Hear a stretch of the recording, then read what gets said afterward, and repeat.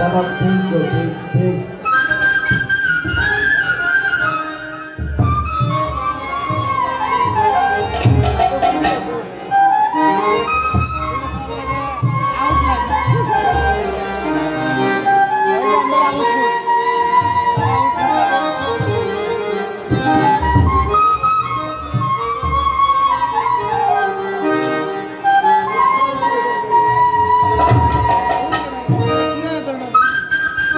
Thank you.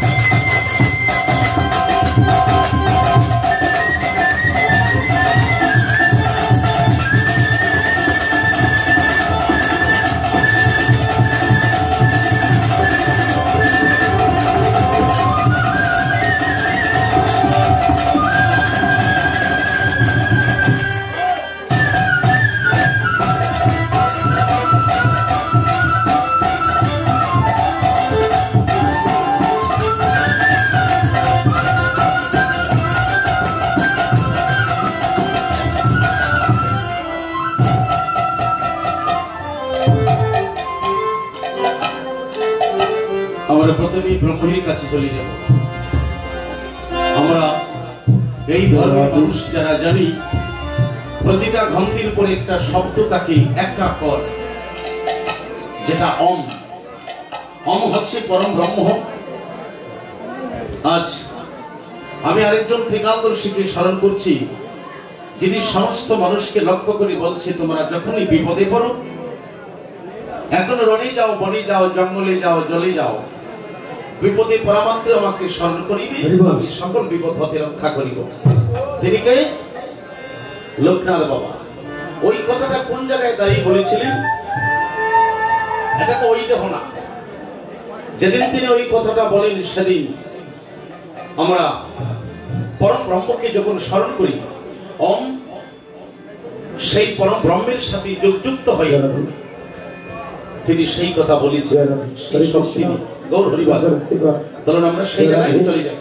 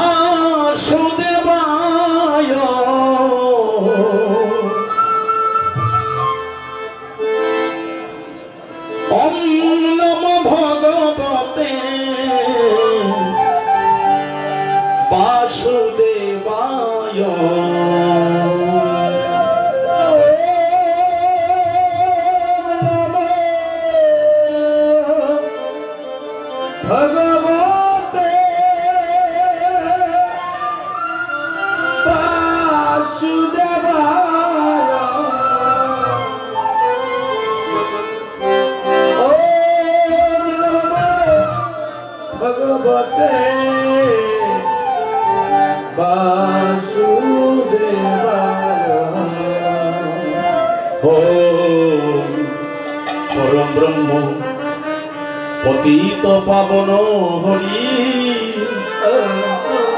হায় রে দয়াল দীন বন্ধু পতিতকে করো করুণা বলে তাই তো ডাকি বারে বারে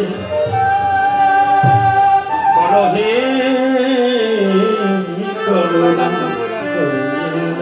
ওম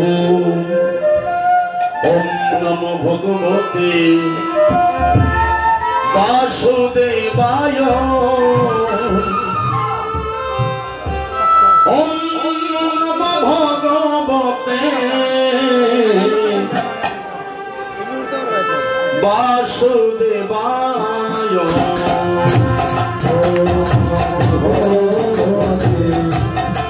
বাসুদেবায়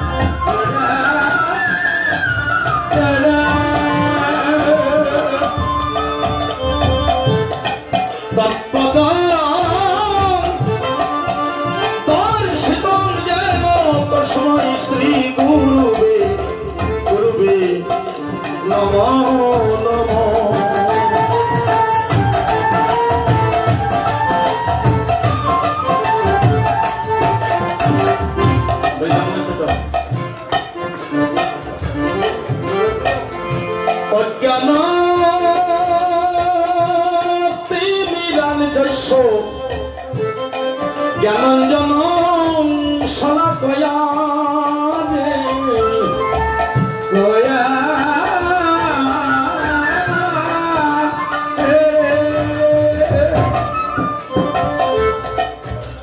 গুরু মিলিতং জানো তস্মৈ শ্রী গুরুবে গুরুবে নমো নমো।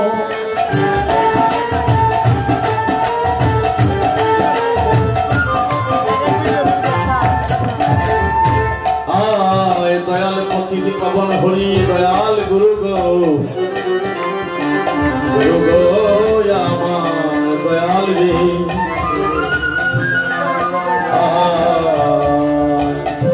গুরু ব্রহ্মা গুরু বিষ্ণু গুরুদেব মহেশ্বর পতিত পাবন হরি হাইরে দয়াল দীন বন্ধু গুরুদেব পরম ব্রহ্ম তস্মৈ শ্রী গুরুবে গুরুবে নমো নমো।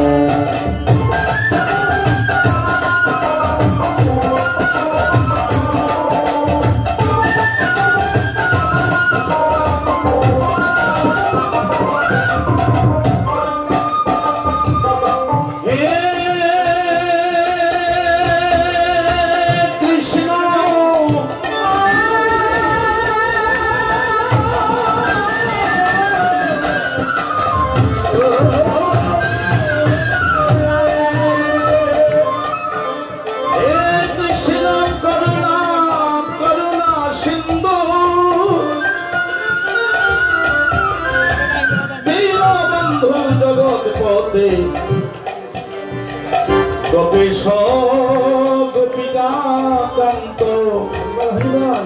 জয় জয় রাধাকান্ত নমস্তুতে।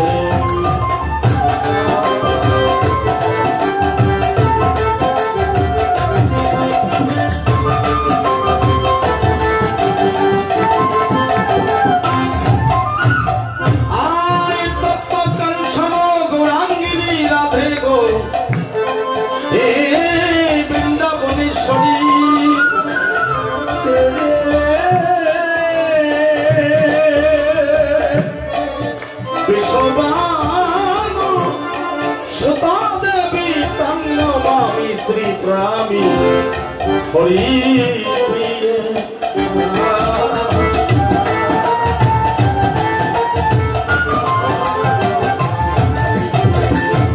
আয় জয় জয় শ্রীকৃষ্ণ চৈতন্য দেব হে দয়াল প্রভু নিত্যানন্দ আয় শ্রী অদ্বৈত গদাধর শিবাসাদি হে জয় জয় গৌর ভক্ত বৃন্দ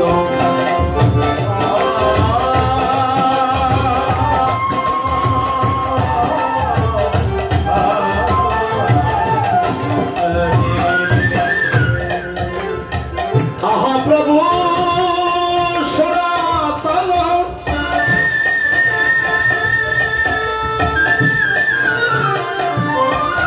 আহা প্রভু সনাতন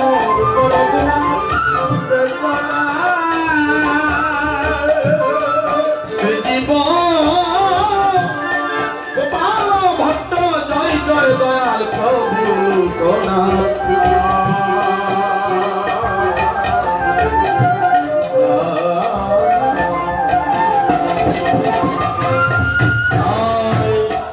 এই জয় গোসাই করি চরণ বন্দন যাহা হতে বিঘ্ন নাশে আমার অভীষ্ট পূরণ এই ছয় ব্রজবাসী ব্রজে কইলা ভাস রাধা গোবিন্দের মুক্ত লীলা ভবে করিয়া প্রকাশ এই ছয় সাই প্রভু কাঙ্গাল রে কর দয়া চরণে চরণে চরণে চরণে চরণে শরণ নিলাম দাও হে ভরসায় তা সবার পদরেণু মোর পঞ্চগ্রাস জনমে জনমে জনমে জনমে জনমে জনমে আমার এই অভিলাষ হবে না গতি নাই গতি নাই গতি নাই গতি নাই হরির নাম বিনে অন্য গতি নাই রে তাই তো সবাই মনে আনন্দে হরি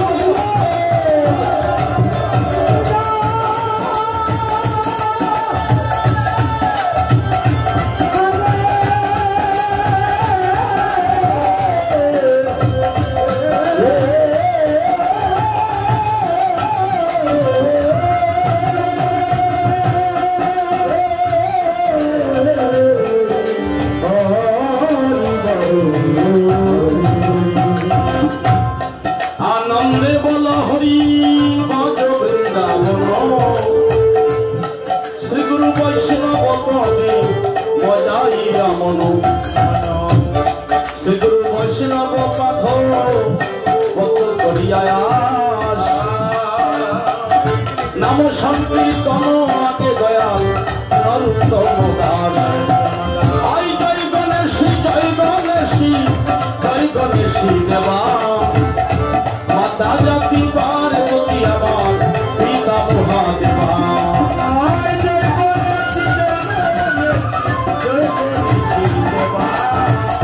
মাতা জাতি পার্বতী পিতা হরে কৃষ্ণ কৃষ্ণ কৃষ্ণ হরে হরে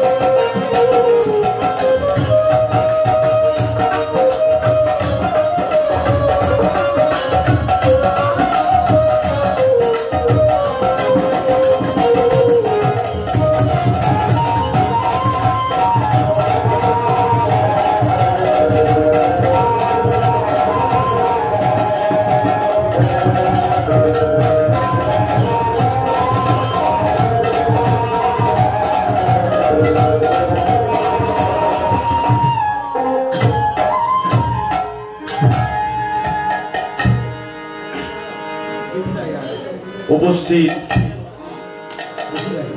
শ্রী শ্রী কালাচার্য উপাঙ্গনী মহাপ্রভুর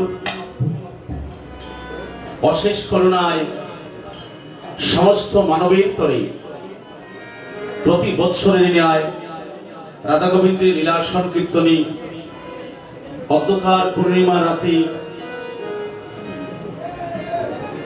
যে রাতে প্রভু আবির্ভূত হয়েছিলেন, সেই রাতের জন্য প্রতিটা মানুষ অপেক্ষা করেছিল। যারা বৃন্দাবনবাসী, কবে সেই পরিপূর্ণিমা রাত আসবে আর সেই পাপাচারী, দুরাচারী, অত্যাচারী, বেবিচারী কলির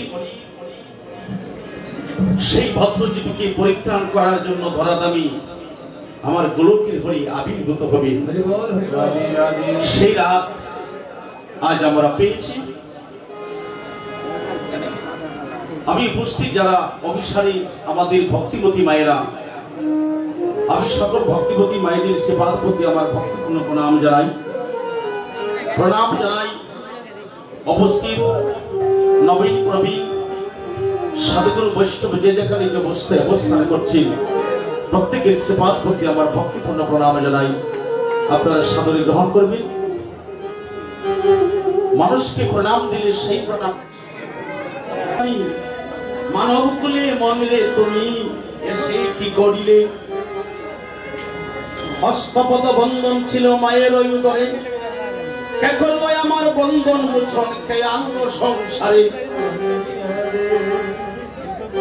তাহলে হয় না আমি যত বড় রাজা জমিদার, 2 ঘন্টার বেশি দালানের ভিতর আমার সন্তান রাখিবে নায়ার। বিষয় ছেড়ে হব কাঙ্গাল, সকলই রইবে পরে, সুন্দর ওই পৃথিবী একদিন আমার ছেড়ে যেতে হবে। আষ্ট একা যাইবা একা, কিসের বড়াই করো, দিনহীন কয় সময় থাকতে ওরে মানুষ, মনের মানুষ ধরো। মনের মানুষ কি? তাহলে ওই কথাটা থেকে আমি শুরু করি। আজকে গুরু গৃহে কীর্তন, আমি দাঁড়িয়ে ফেলছি। আমি ভাবছি না বসেই স্তুতি করবো, কিন্তু দাঁড়িয়ে মানুষের জীবনে 2টা কর্তব্য আছে। একটা হলো শুধু কর্তব্য, আর আরেকটি হচ্ছে অবশ্যই কর্তব্য। শুধু কর্তব্য হলো আমি সৎভাবে জীবন যাপন করব, সদাই সত্য মানুষের সঙ্গ করিব, সদাই সত্য কথা বলবো, দেশ দোষের সেবা করব, মানুষের কল্যাণের চিন্তা করিব। এটা আমার কর্তব্য। আর অবশ্যই কর্তব্য হচ্ছে আমি প্রতি বৎসর গুরুর আশ্রয় নিয়ে সদ্গুরুর কৃপা লাভ করে যেজন নাম করিতে পারে সে অনাহাসে মুক্তি পায়। প্রতি বৎসর গুরু পাদ দর্শন করে, গুরু প্রণাম করে আমি সময় পেলেই আমার কৃষ্ণ ভজনে যাইতে হবে। এই জীবনে সকল কিছু পাওয়া ছাওয়া একমাত্র এই জায়গাটা ভরসা। মনের মানুষকে ধরো। মনের মানুষ স্ত্রী না, মনের মানুষ পুত্র না। এটা তো আমি গানের ভাষায় কবি বলেছি তার বাড়ির মধ্যে। যদি বলি তোমার মনের মানুষকে, আসতে আমার দিকে তো তাকান। আমরা অনেকে মনের মানুষ ধরি যে ওর কাছে আমার মনের কথা বলি, ওর মনের মানুষ। সেই কথাও না। স্ত্রীর কাছে, পুত্রের কাছে, মার কাছে, বাবার কাছে মাতৃ আপন, পিতা মাতার চাইতে তো আপন কেউ নাই। কারণ যে মা বাবা প্রতিটা রোজ 300 টাকা রোজে কাজ করে নিজে না খাইয়া সন্তানের মুখে আহার দেয়, যে মা, আমি বারে বারে কথাটা বলে থাকি, আমাদের মানসিক চিন্তাটা একটু পরিবর্তন হতে হবে, তবে আমার কীর্তন করার সার্থক হয়ে গেল। যে মা 18-20 বছরে বিয়ে হয়, একটা সন্তানের মা হওয়ার পরে সে স্বামী হারায়, কিন্তু জীবনে বিয়ে করে নাই, সেই বাচ্চাটা খাবে কি? বুকে রক্ত দুগ্ধ করে যখন বুকের দুধ খাওয়া শেষ হয়ে যায়, সন্তানের মুখে হাত দিবি কে? সে তো স্বামী হারা। যত বেতা যত দুঃখ থাক না মায়ের বুকে, ভিক্ষা করে আহার যোগায় দেয় সন্তানেরও বুকে। তাহলে ওটা আপন। কিন্তু তার কথা বলছি, ধারা পুত্র জ্ঞাতি গোত্র দালান কোটা টাকা যন্ত্র আমার তো নাই কিছু মাত্র। আমি যে প্রবাসী, যদি তোমার ছবি ছাড়ে তুষি বাবু আমি তোরা ছাড়ে পাঠাইয়া দাও দিবান্তরে বৃন্দাবন কি কাশ্মীর। তাহলে আমরা প্রত্যেকটা মানুষ প্রবাসী, কেউ চিরদিন থাকবো না, আমাদের চলে যেতে হবে। কিন্তু কখনকার জীবনের বেলা শেষ হয়ে তা বলা যায় না। আমার এই বছরে কত প্রমাণ দিব, মানুষ সংকীর্তনে আসার পরে 10 মিনিট কীর্তন শোনার পরে আসলে তার দেহ ত্যাগ করেছে। এদিকে জীবনের বেলা আকাশের বেলা হস্ত হয়েছে, সাথে সাথে তার জীবনের বেলা চলে গিয়েছে। এটা শত প্রমাণ। এই জন্য ভগবান বলছে কাল বলে কাজটা রেখে দিও না, আজই করে দাও। তাই আজ এই গুরুগৃহী, আজকে যার অঙ্গনে কীর্তন, ওখানে অনেক শিষ্য আছে, তাহলে এটা গুরু পাঠ। গুরুর কি তোর কাছে এত পরিশ্রম করে সন্তান সকলকে সঙ্গে নিয়ে এই 3 দিন যাবত না তো 1 মাস 1 বছর আগ থেকেই প্রস্তুতি কীর্তনের, নিজের দেহকে মলিন করিয়া নিজের জীবনকে বিসর্জন দিয়ে হরিনাম কীর্তন দান করার কারণ কি? ভগবান বলছে চৈতন্য চরিতামৃতে লেখা আছে, জীবনের নিস্তার লাগি নন্দসুত হরি ভুবনী প্রকাশ গুরুর উপদরি। যারা গুরুরূপে ধরাধামে যায় তারা আমার কাছ থেকে যায়, আর তারা গিয়া অপরের দুষ্কৃতের গাড়ি চাপিয়া মানুষের কল্যাণের জন্য নিজের জীবনকে বিসর্জন দিয়া এই প্রেম সৃষ্টি করে হরিনাম কীর্তন মহামন্ত্র পাপন করিয়া আমার সাধারণ বদ্ধজীবীকে তারা মুক্ত করে দিয়ে আসলে। আজ সেই স্থানে কীর্তন আমরা আজকে রাত্রটা যারা জাগরণ করছি, আজকে একটা ডিউটি হচ্ছে আমাদের। আমরা সারা জীবন তো স্ত্রীর দাস হয়ে থাকলাম, পুত্রের দাস, সংসারের দাস হয়ে থাকলাম। আজকের এই পূর্ণিমা রাতে পঞ্চম ডোল, আজকে কার ডিউটি দিচ্ছি? আজকে ভগবানের ডিউটি করছে। যেমন একটা চৌকিদার, একটা গ্রাম পুলিশ, তার দায়িত্ব আছে, একটা সিকিউরিটি এই যে দাঁড়িয়ে থাকতে হবে, এটা তার কর্তব্য। বেতন পাবে, অর্থ পাবে, এটা সাময়িকের জন্য। আর আজকের যে ডিউটি হচ্ছে কার জন্য? আজকে ভগবান স্মরণে করে আমরা এই হরিনাম সংকীর্তনে এসেছি। আজকে প্রতিটা মানুষের মনে এটি থাকতে হবে যে পঞ্চম ডোলে রাতে গরু গৃহে আমি একটি রাত অপেক্ষা করেছিলাম, প্রভু আমার জীবনটা নিয়ে পরিবর্তন হয়ে গেল। আমি জীবনে যত ভুল করেছি, এই জীবনে যা করেছি সবই আছে তোমার কাছে জমা। আমায় আপন করে টেনে লৌড়ে জীবনের সকল করে কমা।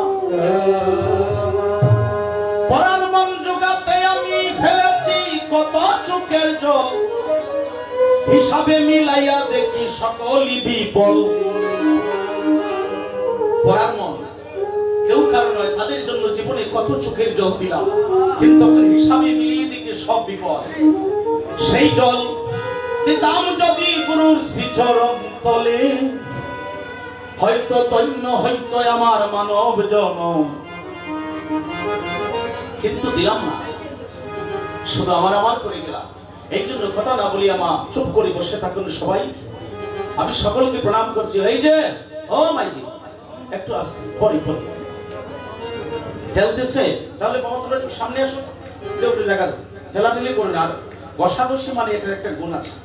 আপনার শরীরের সাথে যদি আরেকজনের শরীর বর্ষা হয় তার গুণ কি? একটা বাস্তব প্রমাণ দিলে, একটা বাস্তব প্রমাণ দেখি। আমরা এখানে মূর্তি আছে, এখানে মূর্তি আছে, মূর্তির মধ্যে কিন্তু ভগবান দেখা যায় না, কিন্তু আমরা মূর্তি পূজা করি। আমি এই কয়েকদিন আগে পূর্ণিমাতে, ডোল পূর্ণিমাতে, আজকে তো পঞ্চম ডোল, আমি আপনার রিপোর্ট করেছিলাম, সমরগুলো করেছি, জানেন পরের দিন কলঙ্ক বসান। আমি সেই কথাটা বলেছিলাম, যারা মূর্তি পূজা করবেন আপনারা মূর্তিকে কোনোদিন রাস্তার পাশে দাঁড় করিয়ে রাখবেন না। ওরা দেবতা, মূর্তিকে যদি রাস্তার পাশে দাঁড় করে রাখেন তাহলে অন্য ধর্মের লোক এটা থেকে সমালোচনা করে যে হিন্দুদের দেবতাকে তপস্যা করে পেতে হয়, সাধন ভোজন করে তারা পূজা দিয়ে দেবতাকে প্রার্থনা করে দেবতাকে আশীর্বাদ নেয়, দেবতাকে পেতে হয় সাধনা করে সাধু হয়। কিন্তু আমরা তো দেখছি হিন্দুদের দেবতা রাস্তাঘাটে পাওয়া যায়। এটা আমার অপরাধের কারণে বিচার করিয়া বলি তারে কৃষ্ণ নাহিত যে আর সব মরে কারণ। এই জন্যই দেবতাকে বিসর্জন দিতে হবে জলের মধ্যে। পূজা শেষ স্থাপিত করিয়া আপনি সেই মূর্তিকে জলে বিসর্জন দিবেন, রাস্তায় দাঁড় করে কোনোদিন রাখবেন না। যদি গাছতলায় রাস্তায় দাঁড় করে রাখেন তাহলে এই সমালোচনা চলে আসে। দেবতা আমরা মূর্তি বিশ্বাস করি, মূর্তিতে কিন্তু কথা বলি না, মূর্তি দিয়ে ভগবান দেখা যায় না, কিন্তু আছে। বিশ্বাস বিনে বিশ্বমাদি ঈশ্বরের সাধনা হয় না। আজকের ভক্ত বলো আলোচনার বিষয়বস্তু ভালো হবে। এই বছরের শেষ কীর্তন আজ এই এলাকাতে আমার। আমি কাল চলে যাব কোলাউড়া রবিবাজার, সেখান থেকে আমার বাড়িতে একটা বৈষ্ণব সভা। ওই মাসের সংক্রান্তিতে সকলকে আমন্ত্রণ জ্ঞাপন করলাম, চরণে কৃপা করিয়া পদার্পণ দিবেন আমাকে। যেমন আমি প্র্যাকটিক্যাল প্রমাণ, একটা গ্যাস লাইট যেটার মধ্যে গ্যাস দেখা যায়, ওটার মধ্যে পাথর আছে, গ্যাস আছে, প্লাস্টিকের ভিতরে গ্যাস দেখা যায়, পাথর দেখা যায়, চাকা আছে, প্লাস্টিক দেখা যায় কিন্তু আগুন দেখা যায় না, কিন্তু আগুন আছে। আগুন দেখা যায় দেখা যায় না, কিন্তু আগুন আছে। তাই মূর্তি দেখা যায়, মূর্তির মধ্যে যে ভগবান, ভগবান দেখা যায় কিন্তু ভগবান আছে। যেমন ওটার মধ্যে আগুন আছে, গৌর হরিবল। আমি বাস্তব প্রমাণ করে দিচ্ছি, আগুন আছে, আগুন দেখা যায় না। মূর্তিতে ভগবান আছে, ভগবান দেখা যায় না। কখন দেখা যায় আগুন? যখন গেছে গেছে এই যে দেখা যায়। তাহলে কিভাবে হইল আগুনটা? পাথরে আর শাখায় যখন বসা হলো, গ্যাসের সংস্পর্শে আগুন দেখা গেল। তাই বলছি গ্যাসের সংস্পর্শে যেমন একটা স্পর্শ পেয়ে আগুন দর্শন করা যায় সাকারভাবে, ভক্তে যখন ভক্তের সাথে আলিঙ্গন করে, ভক্তের সাথে কোলাকুলি হয়, সেই সময় যখন সঙ্গীত রসসদার মধ্যে ভক্তের মন নিমজ্জিত হয়ে যায়, ভক্তের সাথে আলিঙ্গন হলে যখন তার চোখে নয়নে জল আসে, যেমন গ্যাসের সাহায্যে আগুন দেখা গেল, ভক্তের নয়নে যখন চোখের জলে বাসে আ গোবিন্দ বলে কাঁদে, তখন মূর্তির মধ্যে ভগবান তারা দর্শন করে, ভগবান দর্শন করে।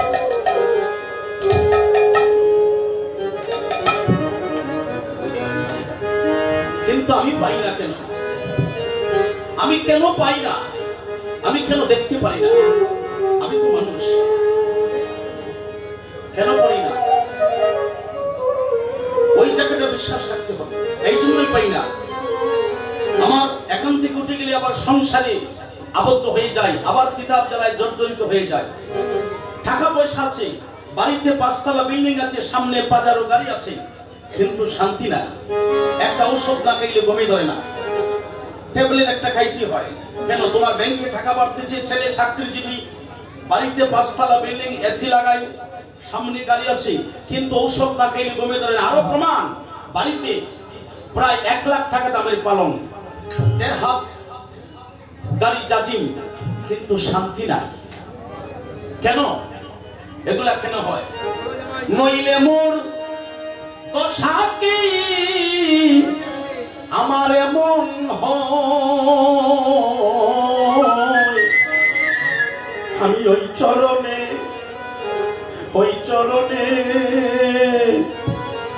আমি দাসের যোগ্য নই। দয়াল আমি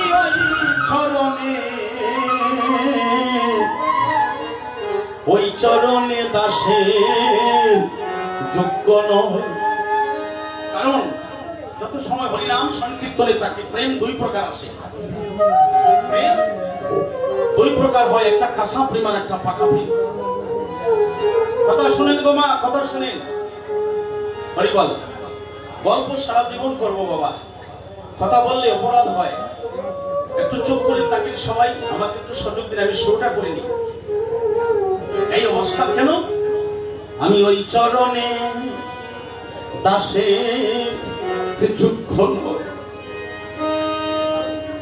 দয়াল আমি তোমার ভাব জানি নে, প্রেম জানি নে, তবু দাসী হতে চাই চরণে। আছে না? কিচ্ছু জানে না। যেমন তাকে বাংলা করে কত কষ্ট করে অনাহারে করে অন্ন জোটে না, হলে দারুণ ব্যাধি পাই না ঔষধি, দারুণ বিধি তোমার ভাব বুঝি না। নিরুপায় যারা টেকে পেয়ে তারা দাও না, তুমি সারা করো ঘৃণা। বুঝিলাম এখন গরিব কি তোমার দুশ্মন, কাঁদিয়া ডাকলে যখন মন বলে না। কেহ ভিক্ষা করে পেয়ে ধারে ধারে তবু স্মরণ করে তোমার নাম ভুলে না। দিনহীন জনে ডাকি আকুল প্রাণে, দুঃখের আগুনে কেন জল চেটাও না। দয়াল আমি পাপ জানি নে, প্রেম জানি নে, তবু দাসী হতে চাই চরণে, বাপ দিয়ে বাপ রাখলে মনে, বাপ দিয়ে বাপ রাখলে মনে, সেই সে রাঙ্গা চরণ পাই। আমি ওই চরণে দাসের যোগ্য নয়, অদয়াল আমি ওই চরণে, ওই চরণে দাসের যোগ্য নয়। নিজ গুণে, আজকে গুরুগৃহে বলে এই মূল্যবান কথাগুলো আলোচনা করছি, সব জায়গায় বলার সময় পাই না। নিজ গুণে পদার বিন্দু দেও যদি দয়াল আমায় কো বিন্দু, তুমি নিজ গুণে পদার বিন্দু দেও যদি দয়াল কো বিন্দু, তবেই তরি পাব সিন্ধু। গৌর হরিব, তবেই তরি ভব সিন্ধু, নইলে না দেখি উপায়। আমি ওই চরণে দাসের যোগ্য নয়। পরে কি বলছে? প্রভু গো অহল্যা পাশানি ছিল, প্রভুর পদ তুলায় মানবী হইল। জোগাড় দাও গৌর হরি বল। রাধা অহল্যা পাশানি ছিল, মানবী হলো। আইরে অহল্যা পাশানি ছিল, যুগ যুগান্তর বর্ষার একজন নারী, অপরূপ সুন্দরী গৌতম মুনির স্ত্রী অহল্যা। তার স্বামীর অভিশাপে পাষাণ ছিল, এটা সকলের জানা। কিন্তু সত্যর পরে দাপর আসার কথা ছিল একের পরে দুই, কিন্তু দুইটা পিছনে নেয়া একের পরে তিন নিয়ে আসছে একমাত্র সেই ভক্তের জন্য। সত্যর পরে দাপর আসবে, কিন্তু তেতা যাবে। তেতা মানে তিন, একমাত্র সকল দেবতারা মিলে একটা যুগ সামনে নিয়ে আসছে একমাত্র অহল্যাকে উদ্ধার করতে। অহল্যা পাশানি ছিল, প্রভুর পদ তনু মানবী হইল। বর্ষ হওয়া মাত্রই পাষাণ মানব হয়ে গেল। এই জন্যই তো অহল্যা নাম কি রেখেছিল? গোবিন্দের আরেক নাম পাষাণ উদ্ধার। আমি কাঙ্গাল পথে পড়ে রইল, যা করেন তাই দয়াময়। ওই চরণে দাসের যোগ্য নয়। তাহলে যদি আমরা সাধন ভজন না জানি তাহলে পাবো কি করে? আমার গুরু বাণীর মধ্যে আরো অনেক আগে আমাকে বলছে, বাবা তুই বিশ্বাস করিস একটা জায়গায়, গুরু বিশ্বাসে জানিবে নিশ্চয় গৌরাঙ্গ পাবে। তিনি বলেছে যত মতপথ সেগুলা খোঁজাখুঁজি না করে সদ্গুরু আশ্রয় নিয়ে গুরুর কাছে তুই সারেন্ডার কর। তুই একজনকে মান। আপনি হযরত কালাসানের ভক্ত তাহলে তার প্রতি সারেন্ডার করো। আপনি যদি ওই গুরুর কাছে মন্ত্র তাহলে তার প্রতি সারেন্ডার করো।